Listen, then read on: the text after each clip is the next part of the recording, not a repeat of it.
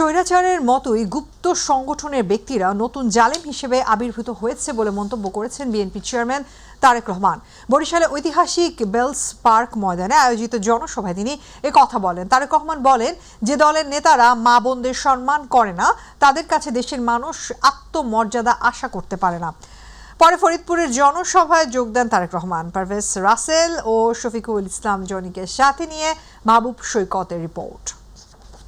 প্রিয় সমাবেশ, এবারে বক্তব্য রাখবেন বরিশাল নগরীর ঐতিহাসিক বেলস পার্ক ময়দান।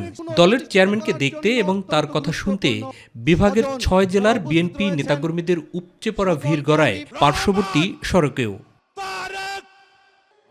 2 দশক পরে বরিশালে পা দিলেন তারেক রহমান। সভামঞ্চে এসেই জনতার ভালোবাসার জবাব দেন তিনি। প্রধান অতিথির বক্তব্যে স্বৈরাচারের মতোই গুপ্ত সংগঠনের ব্যক্তিরা নতুন জালেম হিসেবে আবির্ভূত হয়েছে বলে মন্তব্য করেন তিনি। বর্তমানে বাংলাদেশে এক নতুন জালেমের আবির্ভাব হয়েছে। এই গুপ্ত সংগঠনের ব্যক্তিরা নতুন জালেম রূপে আবির্ভূত হয়েছে বাংলাদেশের মানুষের কাছে। নির্বাচনের পর যারা জনগণকে নাকে দড়ি দিয়ে ঘুরাতে চায়, তাদের উচিত শিক্ষা দিতে হবে বলেও মন্তব্য করেন বিএনপির শীর্ষ এই নেতা। তাদের আরেক নেতা, সেই নেতা কিছুদিন আগে তাদের এক দলীয় সমাবেশে বলেছে, 12 তারিখ পর্যন্ত আপনারা জনগণের পা ধরবেন, তারপরে বাকি পরবর্তী 5 বছর জনগণ আপনাদের পা ধরবে। যারা পরিকল্পনা করে রাখে যে 12 তারিখের পর থেকে তারা জনগণকে নাকে দড়ি দিয়ে ঘোরাবে, তাদেরকে উচিত শিক্ষা আপনাদেরকে দিতে হবে প্রিয় ভাই বোনেরা। জনগণের রায়ে দেশ পরিচালনার দায়িত্ব পেলে ভোলার গ্যাস কাজে লাগিয়ে দক্ষিণাঞ্চলে শিল্প প্রতিষ্ঠান গড়ে তোলার কথা বলেন তিনি। আমরা যেরকম ভোলাতে গ্যাস পাওয়া গিয়েছে, সেই গ্যাসকে কাজে লাগিয়ে আমরা সেখানকার উপযোগী শিল্প যেমন গড়ে তুলতে চাই, যার মাধ্যমে কর্মসংস্থানের ব্যবস্থা হবে, ঠিক একইভাবে বরিশাল বিভাগের জেলাগুলোতে আমাদের তরুণ এবং যুবক সদস্যদের যাতে কর্মসংস্থানের ব্যবস্থা হয়, সেই জন্য বিভিন্ন রকমের প্রশিক্ষণ কেন্দ্র আমরা গড়ে তুলতে চাই। রাজধানীর সাথে সড়ক যোগাযোগের জন্য বরিশাল ভোলা সেতু, বিভিন্ন জেলায় মেডিকেল কলেজ স্থাপন ও নদী ভাঙন সমস্যার সমাধানে ধানের শীষে ভোট দেওয়ার আহ্বান জানান বিএনপি চেয়ারম্যান তারেক রহমান। 12 তারিখে ইনশাআল্লাহ ধানের শীষকে জয়যুক্ত করার মাধ্যমে 13 তারিখ থেকে আসুন সকলে মিলে আমরা দেশ পুনর্গঠনের কাজে হাত দেই। বরিশালের জনসভা শেষ করে তারেক রহমান যান ফরিদপুরে। ঐতিহাসিক সরকারি রাজেন্দ্র কলেজ মাঠে নির্বাচনী জনসভায় প্রধান অতিথি হিসাবে অংশ নেন।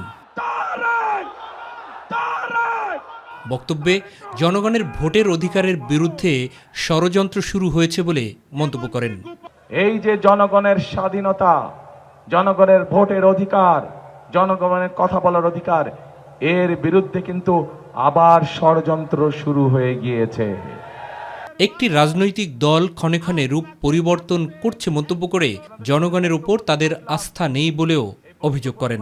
জনগণ তাদেরকে গুপ্ত নামে ডাকে, কারণ জনগণ দেখেছে যখনই সময় হয় এদিক তখন এক রূপ, আবার সময় হয় ওই দিক তখন এক রূপ। তাদের কাছ থেকে কি আমরা ভালো কোনো কিছু আশা করতে পারি? তাদের কাছ থেকে কোনো ভালো কিছু আশা করতে পারি না। আগামী নির্বাচনে জয় পেলে ফরিদপুরকে বিভাগ করারও প্রতিশ্রুতি দেন বিএনপি চেয়ারম্যান তারেক রহমান। বিভাগ গঠন করলে যদি এলাকার মানুষের উপকার হয়, বিভাগ গঠন করলে যদি মানুষের সমস্যার সমাধান হয়, তাহলে ইনশাআল্লাহ জনগণের সেই দাবি বিএনপি পূরণ করবে। মাহবুব সৈকত, মাই টিভি, ফরিদপুর। জনগণের কাছে জবাব। বাংলাদেশ জামায়াত ইসলামীর আমির ডাক্তার শফিকুর রহমান বলেছেন, বাংলাদেশে আর কোনো জমিদারকে মেনে নেওয়া হবে না। এ বাংলাদেশ হবে জনগণের বাংলাদেশ। কুড়িগ্রাম সরকারি কলেজ মাঠে 11 দলীয় জোটের জনসভায় তিনি কথা বলেন। জামায়াত ইসলামী ক্ষমতায় গেলে উত্তরবঙ্গকে কৃষি শিল্পের রাজধানীতে পরিণত করা হবে বলে জানিয়ে আমির বলেন, এখন থেকে আগামীর প্রধানমন্ত্রী বের হবে। আতিকুর রহমান তিতাসের রিপোর্ট। কুড়িগ্রাম সরকারি কলেজ মাঠে 11 দলীয় জোটের জনসভায় যোগ দেন জামায়াত ইসলামের আমির ডাক্তার শফিকুর রহমান। প্রধান অতিথির বক্তব্যে তিনি বলেন, জামায়াত ইসলামী ক্ষমতায় গেলে উত্তরবঙ্গকে কৃষি শিল্পের রাজধানীতে পরিণত করা হবে। পিছিয়ে পড়া জনগোষ্ঠীর ঘর থেকেই তৈরি হবে আগামীর প্রধানমন্ত্রী। যখন কৃষি বিপ্লব এখানে হবে, তখন সবাই কাজ পেয়ে যাবে। বলবেন আমাদেরকে শুধু কৃষক বানায় রাখবেন না, আপনাদের বুক থেকে, ঘর থেকে, মায়েদের গর্ভ থেকে আগামীর প্রধানমন্ত্রীও বের হবে ইনশাআল্লাহ। 3টি নদীকে কুড়িগ্রাম জেলার দুঃখ উল্লেখ করে আমির বলেন, নদী ভাঙন রোধে যে বাজেট হয়েছে সব চুরি করে বিদেশে পাচার করা হয়েছে। আমাদের নদীগুলাকে হত্যা করে কঙ্কাল বানানো হয়েছে, মরুভূমি বানানো হয়েছে। সবগুলো চোর 54 বছরের নদী শাসনের, নদী ভাঙন রোধের যতগুলো বাজেট হয়েছে সব তাদের পেটে হজম করে নিয়েছে। নদী সংস্কারের কাজ করে নাই। এই চোররা টাকা চুরি করে বিদেশে পাচার করেছে 28 লক্ষ কোটি টাকা। দেশবাসী, কুড়িগ্রামবাসী কথা দিচ্ছি, আল্লাহ যদি আমাদেরকে সুযোগ দেন, ওদের মুখের ভিতর দিয়ে হাত পেট পর্যন্ত ঢুকায় সব বের করে আনবো ইনশাআল্লাহ। বাংলাদেশে আর কোনো জমিদারকে মেনে নেওয়া হবে না উল্লেখ করে ডা. শফিকুর রহমান বলেন, এই বাংলাদেশ হবে জনগণের দেশ। জামায়াত ক্ষমতায় গেলে নারীদের শতভাগ নিরাপত্তা নিশ্চিত করা হবে বলেও জানান জামায়াত আমির। এই বাংলাদেশে আর কোনো জমিদার মেনে নেব না। এই বাংলাদেশ হবে ইনশাআল্লাহ জনগণের বাংলাদেশ। আমরা মাদেরকে কথা দিচ্ছি, আমাদের সব কিছুর বিনিময়ে ইনশাআল্লাহ আপনাদের আবাসস্থলে, রাস্তাঘাটে, চলাচলে, কর্মস্থলে সব জায়গায় আমরা ইনশাআল্লাহ আপনাদের শতভাগ নিরাপত্তা এবং মর্যাদা আমরা নিশ্চিত করব। এটি আমাদের 1 নম্বর অগ্রাধিকার। আতিকুর রহমান তিতাস, মাই টিভি। দর্শক, এই মুহূর্তে চুয়াডাঙ্গা থেকে নির্বাচনী প্রচারণার খবর জানাতে যুক্ত হচ্ছেন সহকর্মী এসকে লিটন। লিটন, চুয়াডাঙ্গায় নির্বাচনী উত্তাপ কেমন দেখছেন? প্রচার প্রচারণার প্রার্থীরা কি প্রতিশ্রুতি দিচ্ছেন আমাদেরকে একটু জানান।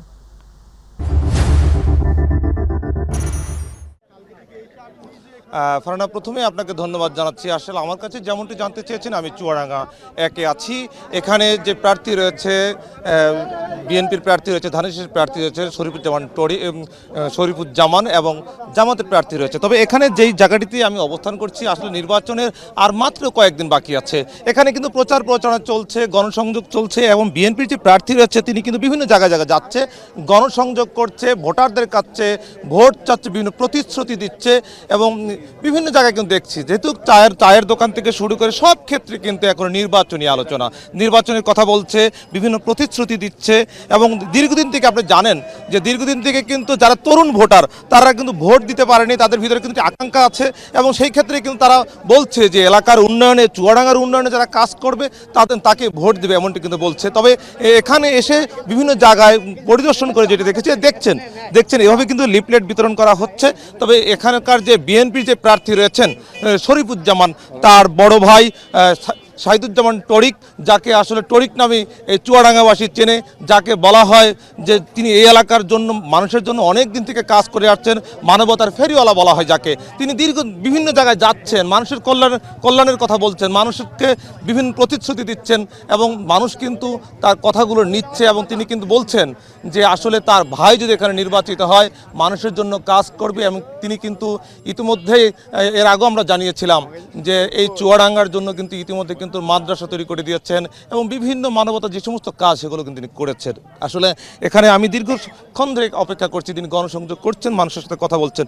আমি একটু আপনার সাথে জানতে চাই, আসলে আপনি বিভিন্ন জায়গায় যাচ্ছেন, অনেকদিন থেকে মানুষের কল্যাণে কাজ করছেন, মানুষের সেবা করছেন, আপনি সিঙ্গাপুরে থাকেন, অনেক বড় একজন ব্যবসায়ী, কিন্তু এখানে আসলে কাজ করছেন, তারপরেও কেন আপনার ভাইকে এখানে জনপ্রতিনিধি হইতে হবে, বা আপনি এর বাইরে কি করতে চাচ্ছেন মানুষের জন্য, আর মানুষ কেন ভোট দিবে আপনাকে, আপনার মনে হচ্ছে? আসসালামু আলাইকুম, ধন্যবাদ এসকে লিটন।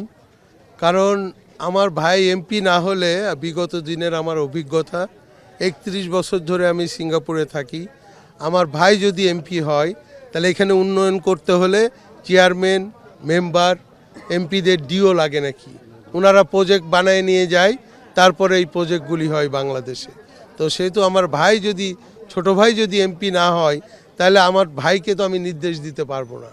অন্য কেউ যদি এমপি হয়, যখন আমি ওনাদেরকে বলি যে এই কাজগুলি করেন, অমুক সচিবের কাছে যান, অমুক মিনিস্টারের কাছে যান, তারা তখন আমাকে বলে যে আপনি কেন বলছেন, এগুলি আমরা দেখব। তো এই কথা যাতে না বলতে পারে, আমার ছোট ভাই শুধু আমার ছোট ভাই না, আমি তাদের গার্জিয়ান, আমি আমার ছোট ভাইকে বলতে পারবো তুমি এই প্রজেক্ট বানাও, এইটা নিয়ে মন্ত্রীর কাছে যাও, চুয়াডাঙ্গার মানুষের জন্য উন্নয়নমূলক কাজ করো। এই জন্যই দরকার আমার ছোট ভাইকে এমপি বানানো। আপনি কি মনে করেন, আমি যেটা বলতে চাই যে আপনি দীর্ঘদিন থেকে চুয়াডাঙ্গাবাসীর জন্য কাজ করছেন, বিভিন্নভাবে চিকিৎসা থেকে শুরু করে বিভিন্ন সেবা করছেন, কিন্তু আজকে আপনি মানুষের কাছে যাচ্ছেন, মানুষের কাছে ভোট চাচ্ছেন এলাকার উন্নয়নের জন্য, আপনার কি মনে হয় যে মানুষ এর প্রতিদান দিবে?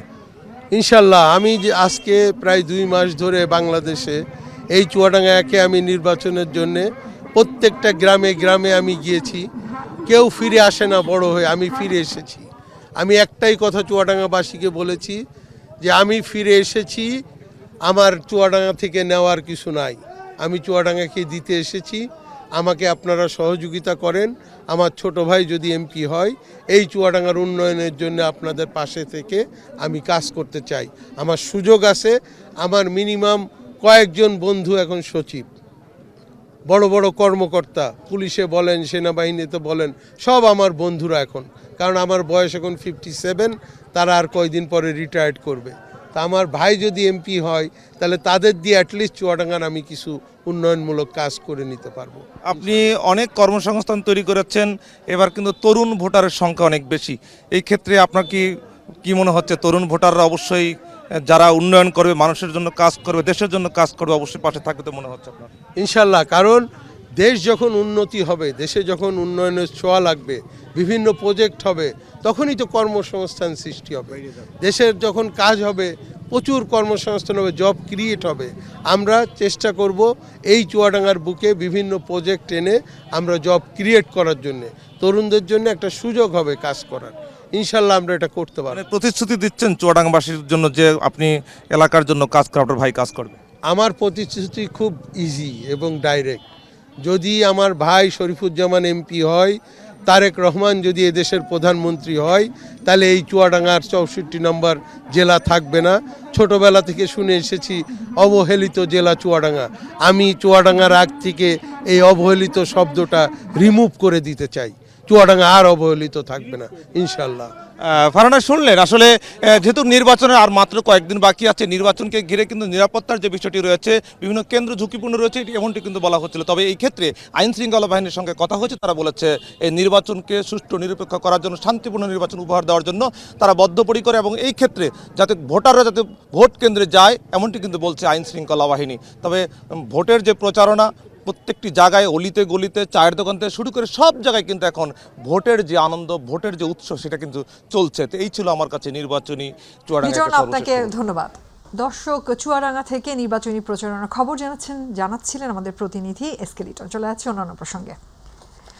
বিএনপি সব সময় কাজে বিশ্বাসী, সমালোচনায় বিশ্বাস করে না বলে মন্তব্য করেছেন দলের মহাসচিব মির্জা ফখরুল ইসলাম আলমগীর। দুপুর নির্বাচনী আসনের নাওগুন ইউনিয়নের কিসমত স্কুল মাঠে পথসভায় এ মন্তব্য করেন। এ সময় রাজনীতি করলে মিথ্যা কথা না বলার আহ্বান জানান মির্জা ফখরুল। তিনি আরো বলেন, আলেম ওলামারা বলছে একটি ইসলামের কথা বলে মানুষের সঙ্গে প্রতারণা করছে, সাধারণ ভোটার আর মা বোনদের ভুল বোঝাচ্ছে। দাঁড়িপাল্লায় ভোট দিলে জান্নাত পাওয়া যাবে, তবে এটা কোনো মুসলিম বিশ্বাস করবে না। আল্লাহ যেন আমাদের এই যে আমরা ধানের ভোট দিব, এটা যেন আল্লাহ কবুল করে। আমরা কাজে বিশ্বাস করি, আমরা কর্মে বিশ্বাস করি, আমরা সমালোচনায় বিশ্বাস করি না। আজকে একটা দল আপনাদের সামনে আসছে, নিশ্চয়ই আপনারা চিনেন, এদেরকে আমরা আগে কখনো দেখি নাই, আমাদের সঙ্গে থাকছে, আমরা একসাথে ছিলাম, আমাদের সঙ্গে থাকছে, আমরা ঠিক জানতাম না যে কি এখন আসছে যে তারা নির্বাচন করবে। ভালো কথা, যে কেউ রাজনীতি করতে পারে, রাজনীতি করবেন, দয়া করে মিথ্যা কথা বলবেন না, আর গীবত গাইবেন না, গীবত গাইবেন না, অন্যের সমালোচনা ওইভাবে করবেন না। বাংলাদেশ জামায়াতে ইসলামের কেন্দ্রীয় নায়েবে আমির ও সাবেক এমপি অধ্যাপক মুজিবুর রহমান অভিযোগ করে বলেছেন, বিএনপির ফ্যামিলি কার্ডের নামে সাধারণ মানুষকে বিভ্রান্ত করছে। তিনি বলেন, ফ্যামিলি কার্ড দেয়া কোনো রাজনৈতিক দলের কাজ নয়, সরকারের দায়িত্ব। সরকারে না গিয়েই যারা ফ্যামিলি কার্ড দেওয়ার ঘোষণা দেয়, তাদের উদ্দেশ্যে যে কোনো মূল্যে ক্ষমতায় যাওয়াটা স্পষ্ট। সকালে চর ফ্যাশন উপজেলা জামায়াতে ইসলামের আয়োজনে অনুষ্ঠিত এক নির্বাচনী জনসভায় প্রধান অতিথির বক্তব্যে তিনি এসব কথা বলেন। অধ্যাপক মুজিবুর রহমান আরও বলেন, ক্ষমতার লোভে বিএনপি মিথ্যা আশ্বাস দিয়ে মানুষের কাছে ফ্যামিলি কার্ড বিক্রি করছে, যা জনগণের সঙ্গে প্রতারণার শামিল। আমার উপরে চলা নরসিংদীর রায়পুরা উপজেলা আধিপত্য বিস্তারকে কেন্দ্র করে দুই গ্রুপের সংঘর্ষে গুলিবিদ্ধ হয়ে এক কিশোর নিহত হয়েছে। সকালে উপজেলা সায়দাবাদ গ্রামে এ ঘটনা ঘটে। স্থানীয় জানায় দীর্ঘদিন ধরে এরশাদ ও হানিফ মাস্টার গ্রুপের মধ্যে বিরোধ চলছিল। ভোরে সংঘর্ষের এক পর্যায়ে গোলাগুলি শুরু হলে মুস্তাকিম গুলিবিদ্ধ হয়। তারপরে তাকে হাসপাতালে নেওয়া হলে চিকিৎসক মৃত ঘোষণা করেন। নিহতের মা জানান মুস্তাকিম কোনো গ্রুপের সঙ্গে জড়িত ছিল না। রায়পুরা থানার ওসি মোহাম্মদ মুজিবুর রহমান জানান পুলিশ পরিস্থিতি নিয়ন্ত্রণে এনে জড়িতদের গ্রেফতারে অভিযান চালাচ্ছে।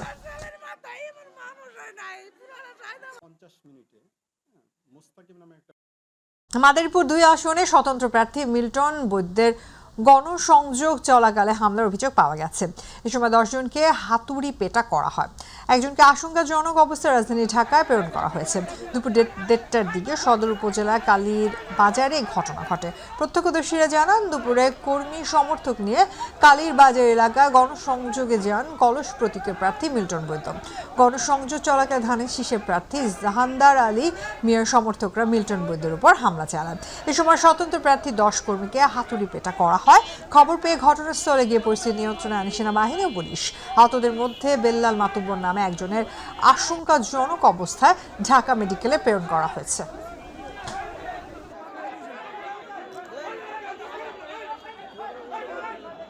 দর্শক, এই মুহূর্তে বরিশাল থেকে নির্বাচনী প্রচারণার খবর জানাতে যুক্ত হচ্ছেন সহকর্মী পারভেজ রাসেল। পারভেজ, বরিশালের প্রচার প্রচারণার কেমন চিত্র দেখছেন?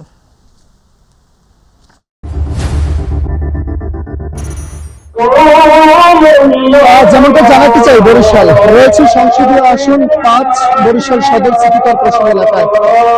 জানেন যে আজ কিন্তু বরিশালে এসেছিলেন বিএনপির চেয়ারপারসন তারেক রহমান। তিনি আসার পর কিন্তু বরিশালের যে রাজনৈতিক মাঠের বা বিএনপির যে সমীকরণ সেটা কিন্তু পরিবর্তন হয়েছে।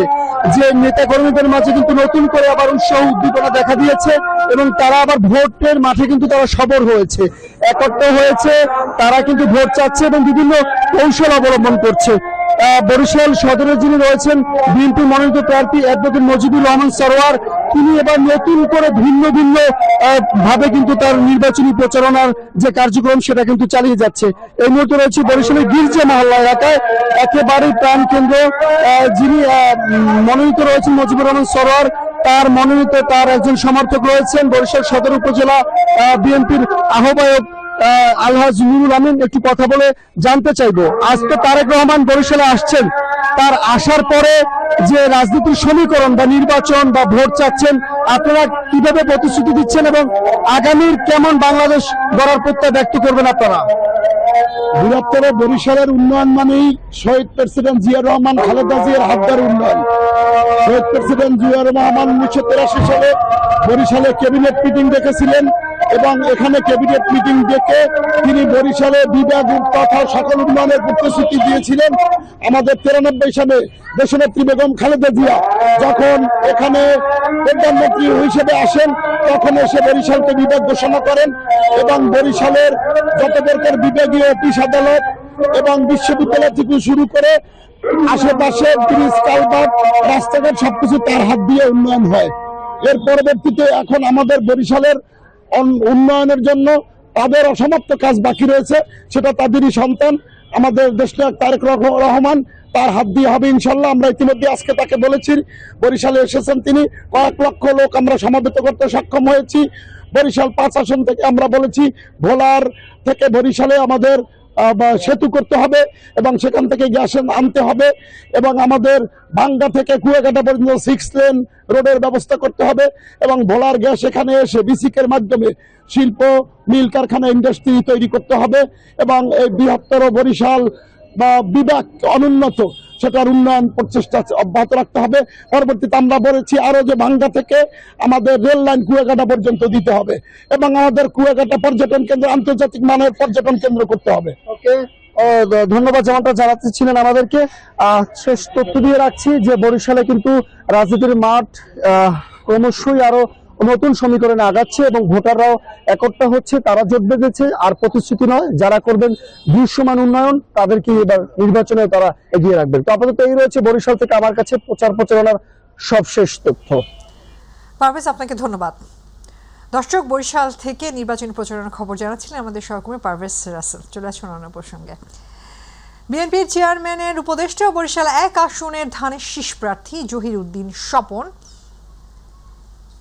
বলেছেন, দল কোনো চোর বা বাঁকা পথে ক্ষমতায় যেতে চায় না, তাই আগামী 12 ফেব্রুয়ারি নির্বাচনে ভোটারদের সমর্থন চাইছেন। তিনি ভোটারদের সহায়তায় সরকার গঠন করে নায়ক তারেক রহমানকে প্রধানমন্ত্রী করতে চান।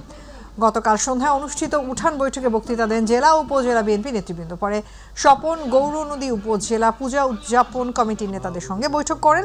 শান্তিপূর্ণ ও ভোট ভিত্তিক নির্বাচনের প্রতি জোরদার দিয়েছেন স্বপন। ত্রয়োদশ জাতীয় সংসদ নির্বাচনে বরিশাল 1 আসনে গৌরনদী ও আগুইলঝাড়া এলাকায় বাংলাদেশ জামায়াত ইসলামীর মনোনীত প্রার্থীর সমর্থনে প্রচার মিছিল ও আলোচনা সভা অনুষ্ঠিত হয়েছে। সভা সভাপতিত্ব করেন উপজেলা জামাতের আমির মাওলানা আল আমিন। প্রধান অতিথি ছিলেন প্রার্থী ও কেন্দ্রীয় সহসভাপতি হাফিজ মাওলানা কামরুল ইসলাম খান। এতে বক্তব্য রাখেন জেলা উপজেলা জামায়াত ও খেলাফত মজলিসের নেতৃবৃন্দ, যেমন অধ্যাপক সাইফুল ইসলাম, মোহাম্মদ ফখরুল ইসলাম, মাওলানা আলাউদ্দিন মিয়া, মোহাম্মদ বাজিদ শরীফ, মাওলানা জাকির হোসেন, হাফিজুর রহমান এবং অধ্যাপক আজিজুর রহমান।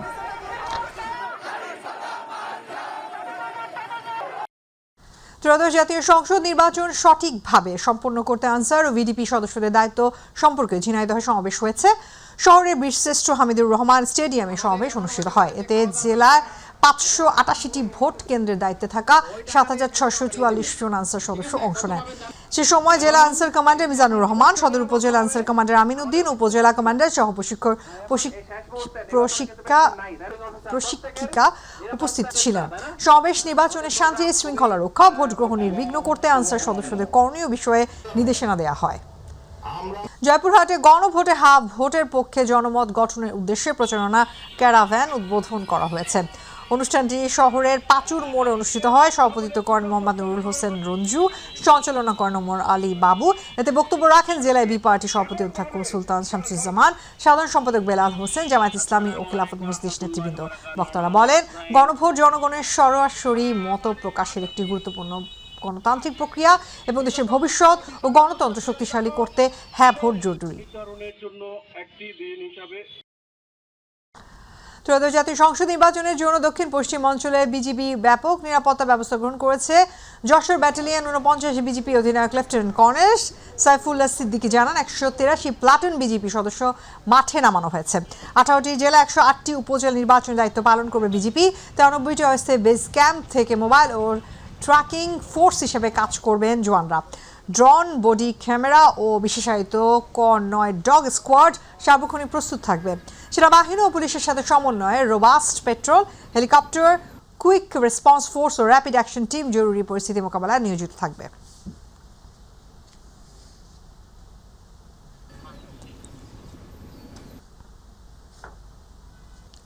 আসন্ন ত্রয়োদশ জাতীয় সংসদ নির্বাচন ও গণভোট 2026 অবাধ, সুষ্ঠু ও শান্তিপূর্ণভাবে আয়োজনের লক্ষ্যে কুতুবদিয়া ও সন্দ্বীপ পরিদর্শন করেছেন বাংলাদেশ নৌবাহিনী প্রধান admiral M Nazmul Hasan.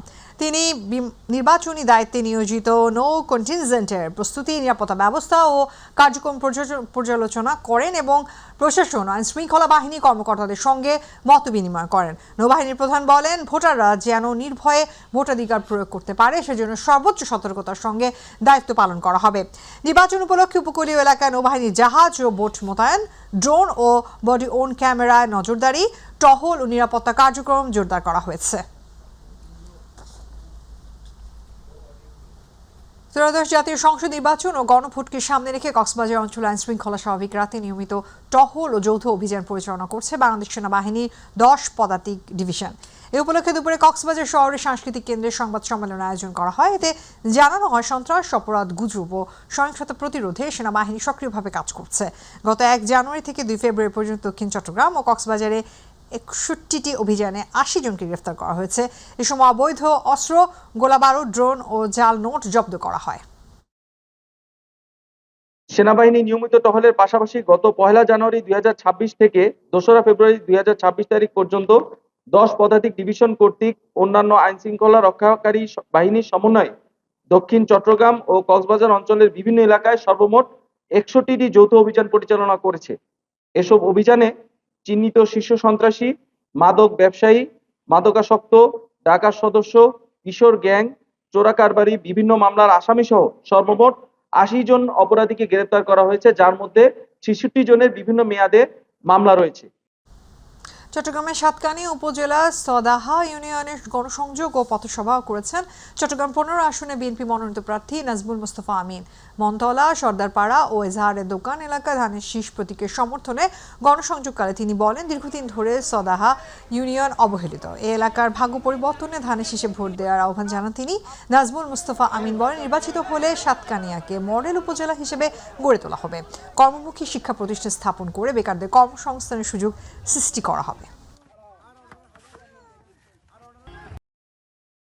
Patuakhali কলাপাড়ায় 3 KG গাঁজা সহ সরোয়ার সর্দার নামে এক মাদক কারবারিকে আটক করেছে মাদকদ্রব্য নিয়ন্ত্রণ অধিদপ্তরের আবগারি সদস্যরা। বুধবার বেলা 11:30টায় পৌর শহরের মদিনাবাগ এলাকায় মাদক বিক্রেতার নিজ বসত বাড়িতে গোপন সংবাদের ভিত্তিতে অভিযান চালিয়ে তাকে আটক করা হয়। এ সময় ভ্রাম্যমাণ আদালতের এক্সিকিউটিভ ম্যাজিস্ট্রেট ইয়াসিন সাদিক উপস্থিতিতে খাটের নিচে রাখা ট্রাভেল ব্যাগে পলিথিনে মোড়ানো গাঁজা উদ্ধার করা হয়। কলাপাড়া মাদক দ্রব্য নিয়ন্ত্রণ অধিদপ্তরের ইন্সপেক্টর শাহিনুল কবির জানান, আটক সরোয়ারের বিরুদ্ধে মাদক কারবারি সহ অন্তত 5টি মামলা রয়েছে।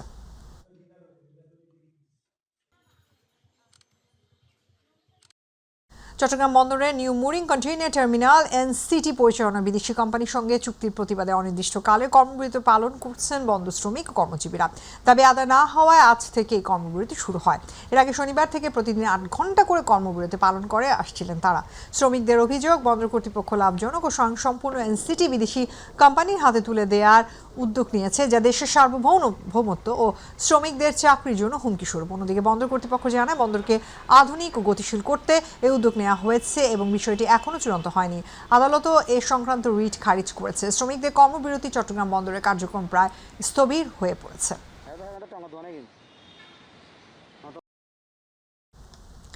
আসন্ন ত্রয়োদশ জাতীয় সংসদ নির্বাচনকে সামনে রেখে ঢাকা 20 ধামরাই আসনে বিএনপি প্রার্থী তমিজউদ্দিনের পক্ষে বিভিন্ন বাজার, পাড়া, মহল্লায় ভোট প্রার্থনা করেছে সমর্থকরা। বিএনপি প্রার্থী ও বিএনপি জাতীয় নির্বাহী কমিটির সদস্য এবং ধামরাই উপজেলা বিএনপির সভাপতি আলহাজ তমিজউদ্দিন 16টি ইউনিয়ন একটি পৌরসভায় পথসভা করেছেন। সকাল থেকে সন্ধ্যা পর্যন্ত ভোট প্রার্থনা করেছেন নেতা কর্মীরা। সেই সাথে ভোটাররা যেন ভোট কেন্দ্রে সেজন্য উৎসাহ প্রদান করা হচ্ছে। ইউনিয়ন পরিষদের মাঠে দুপুরবেলা নির্বাচনের সভায় সম্মানিত সভাপতি উপস্থিত বলে দিয়েছে আমার ওয়াব ভাই আর কি, এত কিছু জ্ঞান আমার ছিল না। বাংলাদেশের সবচেয়ে বৃহৎ জনপ্রিয় দল, তাই তো? যদি কোনো অসহায় মানুষকে ধরে নিয়ে যায়, পরিষ্কার করে দেবে। পালিত দল। শরীয়তপুর 3 আসনে বিএনপি মনোনীত সংসদ সদস্য প্রার্থী জনাব মিয়া নুরউদ্দিন আহমেদ অপুকে বিজয়ী করতে গোসাইরহাট উপজেলার কুচাইপট্টি ইউনিয়ন বিএনপি ও অঙ্গ সহযোগী সংগঠনের উদ্যোগে জনসভা অনুষ্ঠিত হয়েছে। অনুষ্ঠানে গোসাইরহাট উপজেলা বিএনপির আহ্বায়ক কমিটির সদস্য হাজী হারুন আর রশিদ গাজীর সভাপতিত্বে ও গোসাইরহাট উপজেলা যুবদলের সাংগঠনিক সম্পাদক বাদল গাজীর সঞ্চালনায় জনসভায় প্রধান অতিথি হিসেবে উপস্থিত ছিলেন শরীয়তপুর 3 আসনের ধানের শীষ মনোনীত প্রার্থী মিয়া নুরউদ্দিন আহমেদ অপু। বরিশাল থেকে আলাদা করার জন্য আমি আপনাকে বলে করব। আসন্ন সংসদ নির্বাচনে চাঁপাইনবাবগঞ্জ 2 আসনে বিজয়ের প্রত্যয় জানিয়ে জামায়াত প্রার্থী ও জেলা নায়েবে আমির মিজানুর রহমান তার নির্বাচনী ইশতেহার ঘোষণা করেছেন। গোমস্তাপুরের রহমনপুরে আয়োজিত অনুষ্ঠানে তিনি জানান, বিজয়ী হলে 11টি খাতে 55টি বিষয় নিয়ে কাজ করা হবে।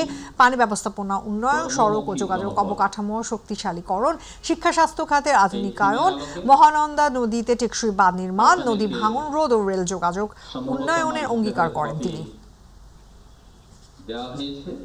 আল্লাহ তাআলা যদি আমাকে নির্বাচনী আসনের মানুষের খেদমত করার জন্য দায়িত্ব দেন। নারায়ণগঞ্জ রূপগঞ্জ 1 আসনে বিএনপি মনোনীত সংসদ সদস্য প্রার্থী মুস্তাফিজুর রহমান ভূঁইয়া দীপুর উদ্যোগে ফ্রি চিকিৎসা সেবা ওষুধ বিতরণ অনুষ্ঠিত হয়েছে। রূপগঞ্জ প্রাইভেট হাসপাতাল, ক্লিনিক অ্যান্ড ডায়াগনস্টিক অ্যাসোসিয়েশনের আয়োজনে উপজেলা ভুলতা ইউনিয়নের পাড়াগাঁও মাঠে বুধবার বেলা 11টার থেকে শুরু হয়ে ফ্রি চিকিৎসা ও বিতরণ কার্যক্রম চলবে সন্ধ্যা পর্যন্ত। চিকিৎসা সেবায় সব ধরনের 50 জন বিশেষজ্ঞ চিকিৎসকগণ চিকিৎসা কার্যক্রম পরিচালনা করেন। এ উপলক্ষে পাড়াগাঁও ঈদগাহ মাঠে আলোচনা সভায় প্রধান অতিথি হিসেবে বক্তব্য রাখেন নারায়ণগঞ্জ রূপগঞ্জ 1 আসনের বিএনপি মনোনীত সংসদ সদস্য প্রার্থী মুস্তাফিজুর রহমান ভূঁইয়া দীপু।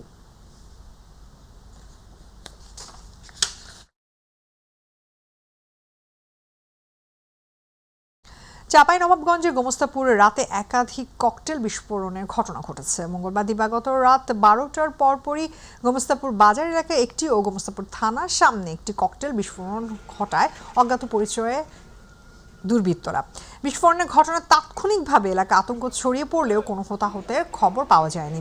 গোমস্তাপুর থানার অফিসার্স ইনচার্জ আব্দুল বারী জানান, কে বা কারা কী উদ্দেশ্যে এবং কী ধরনের বিস্ফোরণ ঘটিয়েছে তা তদন্ত করে দেখা হচ্ছে। ঘটনার পরপরই পুলিশ ঘটনাস্থল পরিদর্শন করে এবং সম্ভাব্য আলামত সংগ্রহে কাজ শুরু করে। তদন্ত শেষে প্রয়োজনীয় আইনগত ব্যবস্থা নেওয়া হবে। ত্রয়োদশ জাতীয় সংসদ নির্বাচনকে সামনে রেখে কুষ্টিয়া আলেম সমাজের সমাবেশ অনুষ্ঠিত হয়েছে। সকাল 10:30টায় শহরের হাজী শরীয়তুল্লাহ একাডেমি মিলনায়তনে 11 দলীয় ঐক্য জোটের আয়োজনে ইমাম ও উলামা সমাবেশ অনুষ্ঠিত হয়। এতে সভাপতিত্ব করেন বাংলাদেশ খেলাফত মজলিস কুষ্টিয়া জেলা শাখার সভাপতি মুফতি মোহাম্মদ আব্দুল হামিদ।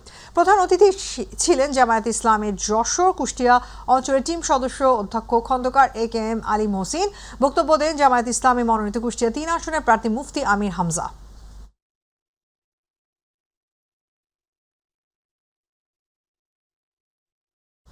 গাইবান্ধা 2 আসনে আসন নির্বাচন সামনে রেখে ভোটারদের প্রশ্নের মুখোমুখি হন প্রতিদ্বন্দ্বী প্রার্থীরা। আজ সকালে গাইবান্ধা পৌর পার্কে জনগণের মুখোমুখি অনুষ্ঠানে তারা অবাধ সুষ্ঠু নির্বাচন নিশ্চিত করার অঙ্গীকার করেন। ত্রয়োদশ জাতীয় সংসদ নির্বাচন ও সাংবিধানিক গণভোট 2026 উপলক্ষে আয়োজিত এই ব্যতিক্রমী অনুষ্ঠানে বিভিন্ন দলে 7 জন প্রার্থী এক মঞ্চে নিজেদের ভবিষ্যৎ পরিকল্পনা তুলে ধরেন। তারা দুর্নীতিমুক্ত সুশাসন প্রতিষ্ঠা, জয় পরাজয় মেনে নিয়ে এলাকার উন্নয়নে একসঙ্গে কাজ করার লিখিত অঙ্গীকারনামায় স্বাক্ষর করেন। ভোটাররা জানান, এই আয়োজন প্রার্থীদের যোগ্যতা বুঝতে সহায়ক হয়েছে। দেবিদার পৌর এলাকায় শাইলচর এলাকায় কুমিল্লা সিলেট আঞ্চলিক মহাসড়কের পাশে গড়ে ওঠা অবৈধ ময়লার ভাগাড় অপসারণ ও পৌর প্রশাসক ও উপজেলা সহকারী কমিশনার ভূমি মোহাম্মদ ফয়সাল উদ্দিনের অপসারণের দাবিতে সড়ক অবরোধ করেছে স্থানীয় এলাকাবাসী। প্রায় 3 ঘন্টা কুমিল্লা সিলেট আঞ্চলিক মহাসড়ক অবরোধ করে রাখেন বিক্ষুব্ধরা। এতে মহাসড়কের উভয় পাশে প্রায় 6 কিলোমিটার দীর্ঘ তীব্র যানজটের সৃষ্টি হয়।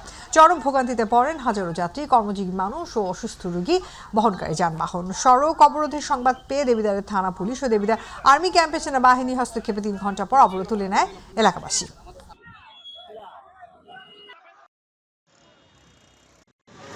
আমাদের এই গ্রামে এই ময়লার কারণে শিশু থেকে বৃদ্ধ আজকে বিভিন্ন ভাইরাসজনিত রোগে আক্রান্ত।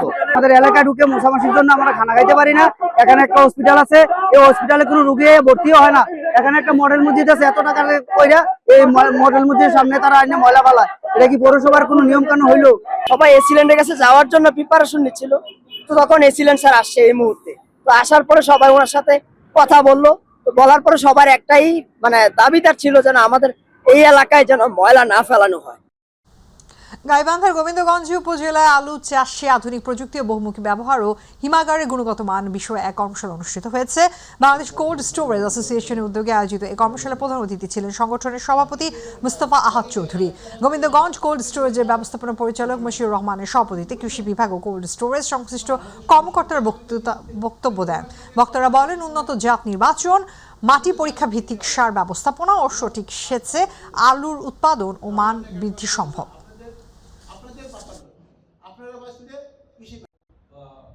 Bangladesh cold storage association